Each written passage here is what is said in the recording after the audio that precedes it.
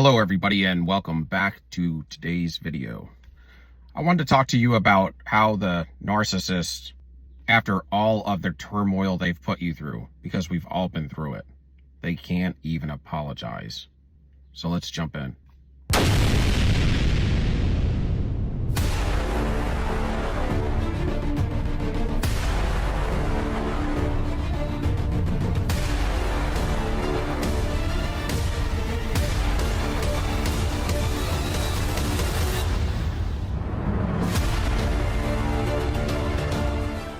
When it comes to the narcissists, what's really horrible about them, and it's not really talked about enough, these guys cannot even apologize. They're your worst nightmare. They're the wolf in sheep's clothing.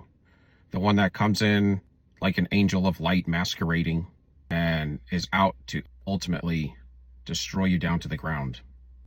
It's like sleeping with the enemy, and they're supposed to be your closest counterpart. And there's nothing really worse than that. It's really about the epitome of evil. It doesn't get any worse. When you don't feel the 9 fruits of the Spirit that are spoken of in the Word of God, and what's tethered to that is your innate spirit and your inside voice, you are pretty horrible. You're really just evil. Because what stems from goodness and holiness or humanity is even in that sector, because what it takes to be in humanity is at least the 9 fruits of the Spirit and your innate self, who you genuinely were when you were placed on this earth. But what the narcissist did is they somehow sacrificed it for this false self, and with the false self they can never be real with you. If their true self's been sacrificed, they can never be real with you. They can almost never tell the truth. When it comes to anything in relationships or any information, that's up to them to tell it like it was. It's never going to be true. It's always going to be lies. It says a lot when you sacrifice your true self, because what goes with that is the 9 fruits of the Spirit. That's what's tethered to it. And it means that you can never be truthful. You can never be your authentic self. You always have to put off this fake facade. And underneath that facade is some angry little child that's ready to stick you, take you down. They can never be truthful with you. Then they want to destroy your life, sabotage it. They have self-sabotage built into their system of being. They just can't do right. It's almost as if it's impossible, and everything is a lie. If you're a just individual and a narcissist, like, say, they're begging for you to take them back, because this will happen a lot when these Hoover situations occur. How do you answer what I just said? How would the narcissist even answer that? Again, they wouldn't want to have that conversation. They would probably run away. And then they would run another smear campaign on you again. It really sucks, because these guys just continue to like double down on things, and you're just like, wow, here we go again. It seems as if they get away with so much. I mean, they won't in the end, but all of the stuff that they force you to have to go through. And then when they would come back, or they're angry at you. They're angry at you for all the stuff that they've done to you. You don't want them back. But it's the origination of where it stemmed from was you were so dirty. You were so crappy. You were like the worst person I ever met when it comes to anything morally or ethically, or somebody I could trust. And then they have the nerve to be mad at you, angry with you. It's your fault. So they can go out there and destroy your whole life, everything you've built, everything you've worked hard for. Your name, your self-worth, your self-esteem, everything that you've gathered, and they want you to collapse into a pile of dust.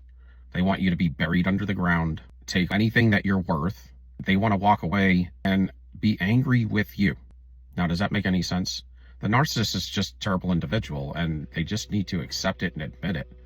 And if you want to be a terrible individual, just be honest with everybody and be honest with yourself. I mean, they know it already anyway. But what these guys do is they try to hide like a sheep when they're a wolf. And that's about the worst individual that you could ever be. It's like betrayal to the level of Judas was in the Bible. That's how they are. They eat with you. They sleep with you. They spent a lot of time with you. And it was only to wreck your life and to give you nothing. And then to come back, give you such a fake apology. Some cases, when you refuse to talk to them, they get angry and upset with you, and somehow it's your fault when they have wrecked your life so bad. You're angry with me, but it's your generational curse. I healed mine. You're angry with me because you have open wounds that you refuse to even address. You need to give me an apology, and you expect me to come to you? Are you crazy? Yeah, you are. They're crazy. And that's how the narcissist is. I mean, it's very annoying. It's ridiculous. It's to a childhood mentality. In the past, a lot of times, this is what they tried to do, is they would try to play this like wait game with you until you come back. that don't work anymore, you know. When you're done, you're done. But this is one of the final tactics that they would play normally in one of these type of relationships. What's bad is, to some degree, sometimes you kind of feel like they could be acting in such an unsafe manner that you're kind of concerned about them. And they've been your worst enemy. You don't want to be with them, but you don't want them to get hurt doing some dumb stuff. It's wild to be in these type of relationships and have come out of them, because sometimes it has in the past been concerning for yourself a lot about them wrecking the whole institution of whatever you've planted your feet on. And it's not like they do it by accident, but it's strategic, and it's all built on lies. It was all on purpose. They're just like human terminators. What's bad is they don't care all the damage that they're doing. And sometimes closer they get to getting in big trouble, the more desperate they get. So then the more destructive they can become. Because they don't care. They're just out to save their own butt. Because the narcissists, they can't apologize. They cannot even apologize. If they were to destroy your whole life and you have nothing to go to, they might actually find you wherever you are and try to hoover you back with not even apologize, almost expecting you to apologize to them. And it's bizarre. It's a weird matrix we live in, that's for sure. They're almost so robotic. People have even speculated, are they artificial intelligence? Because how you work when you sacrifice your true self, that's your innate spirit. Your true self can't change from being what it is. So your true self is fixed. Fixed in a good way, meaning the character of your true self, it will never change. Your mind, will, and emotions can change based on being jaded out here, and it can have some sort of effect on how you act and operate, especially if you don't connect too much to your true self. But your true self is still that innate individual that you were born as. The person I was as a little child, I still have those same innate thoughts about who I am or how I want to treat people. My heart, your heart space, your heart and your will. The narcissist, they sacrifice their true self. When you sacrifice your true self, there is no innate nothing. So then you're living off your mind, will, and emotions only, and you have nothing to draw back to. Your innate self would be your inner counsel. When you want to hash your own thoughts out and you want to use your inner counsel to do that, to find the right in everything, you would go into maybe solitude, right? And you would think for a while. But you're not just thinking in your mind, will, and emotions, but you're reflecting back to your innate spirit as well. So you have your innate spirit, which is, it's going to be the best that you are, the best that you can be. That's why you want to connect your innate spirit to your mind, will, and emotions, or to have your innate spirit take over. Because when your innate spirit is running things, it's truly authentic. But what the narcissist did is they sacrificed their true self, which is their innate spirit that they were innately born as. And what's attached to that is the 9 fruits of the spirit and their inside voice, their intuition. So in the case of the narcissist, they don't have that anymore. That's why they're cold and they have to fake everything. And when it comes to asking them who they are, or they don't know who they are and they just make it up, and it's fake and a lie, and it changes tomorrow and it changes the next day and it changes the following day after that, because everything is a lie, because they sacrifice their true self. But to do that, you have to make some kind of deal with dark energy. You have to make some kind of dark agreement, and it could be unspoken, unmet. It could be something just determined inside a covenant. But whatever happens, they sacrifice it. And when they sacrifice it, it's like you can never find any good in them anymore. They just become a huge liability to this world system. And they're fixed because they're just They're fixed in their mind, will, and emotions. And then they have their meat suit, their flesh, but they have no innate spirit. So when they have to sit back and reflect, there's nothing to reflect on because there's nothing to reflect back to. Because your mind, will, and emotions, your mind would reflect and interact with your innate spirit whenever you want to reflect and have inside counsel and use your intuition. With the 9 fruits of the spirit, these are all things that are lacking. So if you have just your mind, will, and emotions out here and your meat suit because you sacrifice the rest, and then the spirit is gone, and now it's going to be replaced with something in that vacuum. That's how it always works. So it's going to be a dark energy. So not only is it non-existent, but now it's got dark energy cloaked in there on a covert level that's leading them. It's really in full control of them. And in some cases, they don't even know there is something in there in full control over them. Sometimes they do. They usually do realize it at some point. But they're pretty clouded up because what they're doing is just running in a circle to nowhere. It's just a cycle. If they run 3-month cycles or 4-month cycles or 6-month cycles, that means that they change partners every 6 months if they're on 6-month cycles. So they're going to love bomb, devalue, discard within 6 months every time because they can't go any longer based on their toxicity, the toxicity of the thing in control of them and amount of energy that they need to survive or to get its needs met, the dark demonic energy inside them. So that's how it works. And if they have more and more of these dark energies in there, like instead of 1, they have 10, you're going to have shorter cycles because you're going to have to feed now 10 of these things. And then to feed 10 of those things, you have to have a bunch of heavy addictions and lusts. And you have to have everything else is going to be heavy on the outside. You're going to have major power and control, major admiration, adoration, major evil deeds that cause adrenaline to occur because they're addicted to adrenaline. They're going to dupe you and they're going to lie and gaslight you harder and more times. It just gets more and more destructive. But in the end, it's only, they're the biggest fool because they're the ones that are being used the most. As much as whatever you were being used, at least you had the ability to get away, or you had the ability to think for yourself and to do things for yourself. I mean, you might have allowed them to be your puppeteer for a short period of time, but when you get away and you look back, it's like they're really the biggest puppet because that thing's running them and they can't do anything about it. It's like they're stuck, they're fixed, and they have to sabotage these relationships because at some point you're either going to find out that they're fake and they can't keep a nice humble facade on for very long with you. They might can if they're sucking off of you, they can out there. And that's the plan. The plan is to come in all nice, marry you real quick, and the night after the marriage, the devil comes out. That's why they have to do it very quick because they can't, it takes a lot of energy to fake all that to you.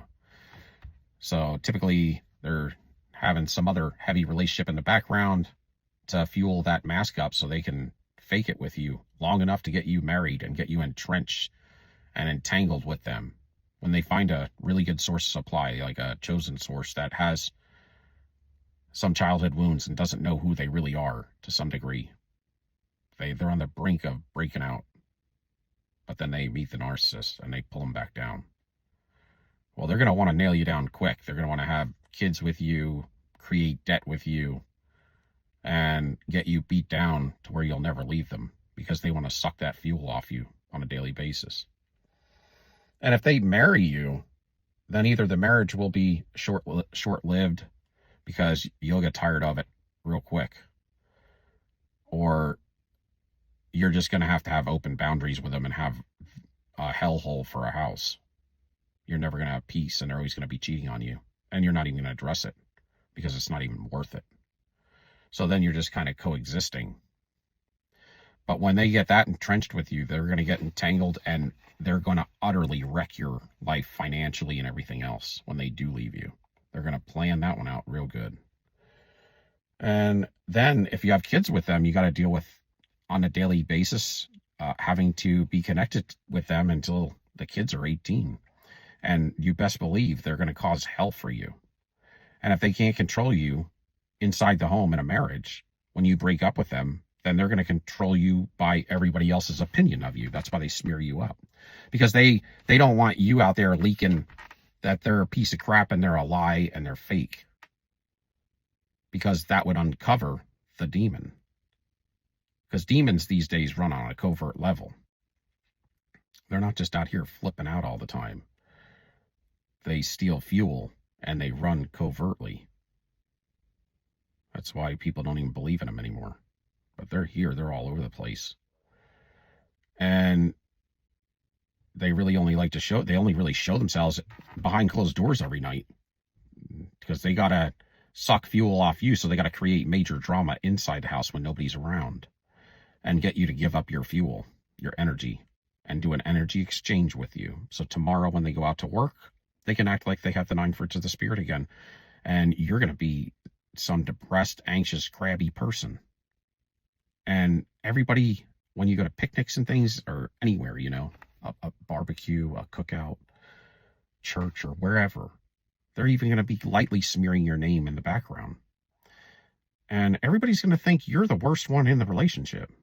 But truly and wholeheartedly, behind closed doors is where they're wrecking you on a daily basis. And you're trying to work it out with them. This is the unawoke empath, and nobody believes you. They actually think the empath is the guy, or the male or the female, whoever I'm talking to, or that's married to you. Because they're wearing the empathic energy. You're not. And you're supplying their needs. It's kind of like this. I mean, when you're in humanity, you look to God to supply you all of your needs. And you work hard to show your part of it, your reciprocity. But the narcissist can't connect to God because you can only connect to God through your innate spirit. And you would need the 9 fruits of the Spirit, which that all dies off with the innate spirit when it gets sacrificed. So it's almost like you, when it comes to spiritual needs, you're the one that supplies all of their needs. That's why when 2 narcissists get together, they get riddled up in crimes and corruption because they have no moral authority there to keep them straight and grounded. When they're with you, they were grounded. They had good fuel to take from you and then to manifest all kinds of things. They'll manifest businesses, money, a bunch of sources of supply they'll have lined up. They'll have like 15 lovers that they're rotating around. They don't have enough time to see them all. And then they'll have all these flying monkeys, like the Wicked Witch. And they'll be having them do all kind of stuff for them. All these servants doing all their bidding. And all those flying monkey servants of theirs are hoping that one day they could be as good as the narcissist. How do you like that one? And if somebody comes against the narcissist, they just send out all these servants, these flying monkeys, just like the Wicked Witch did in The Wizard of Oz. Just take him out by any means necessary. And don't bring no holy water back and pour it on me.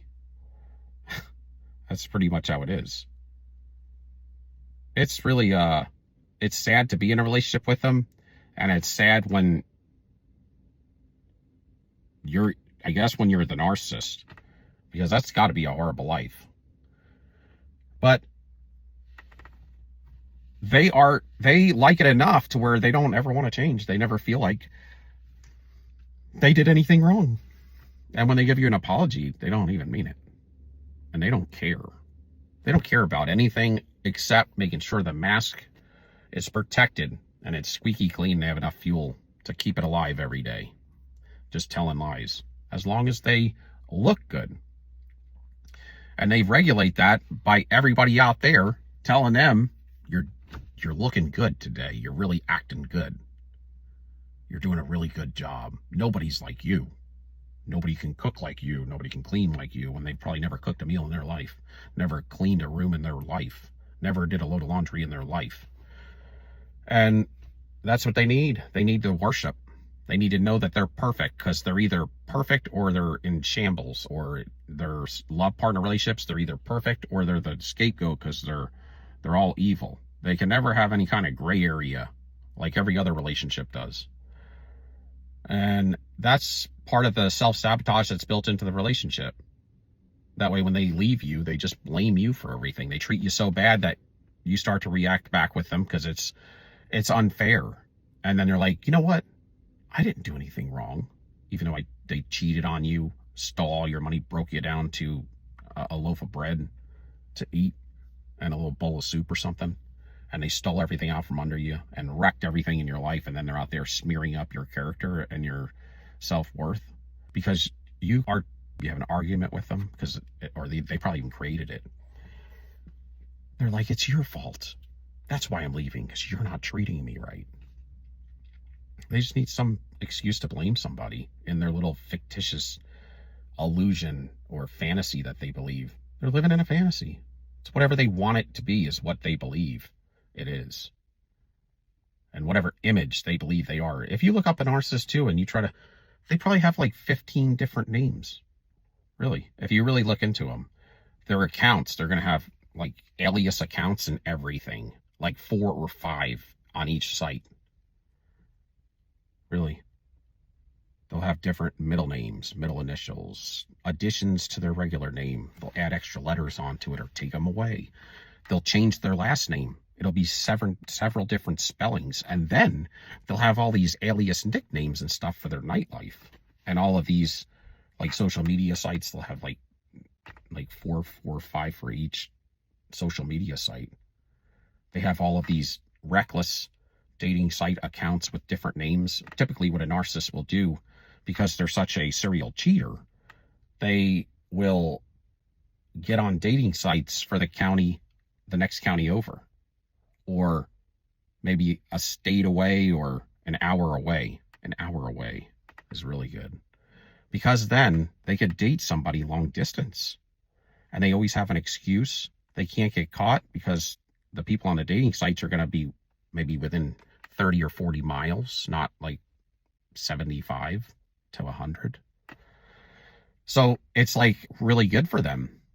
And then they could tell this person, I miss you. And they got like 15 people around them that they're cheating on at home with. And sometimes they'll have a long distance relationship for a long time. And then that person will decide to move to them and get married. And that's a bad idea, because you moved to them. You had a good job over there. You had yourself settled over there. You're going to move to some stranger that you talked on the phone with a couple times a week and you saw them once a month. And you're going to call that a relationship that's good enough to marry somebody with because you've done that for a few years. Well, little do you know, you're going to sell everything and come move in with them. Within the matter of a month or two, they're going to have you isolated and broke down to a million pieces, and you're not going to have anything to go back to because you're stuck in a place where you don't know anybody. You don't have any real foundations built, and you may or may not have a job, but you definitely probably have wrecked, or you don't have that job to go back to in a lot of cases. So these are things they will do. They typically will never move to you. And that's because they don't do anything for anybody. They might would do it if they have wrecked their name in the city they live in and they're still free. They might would do that. But typically they would have you move to them and then they'd wreck your life and isolate you.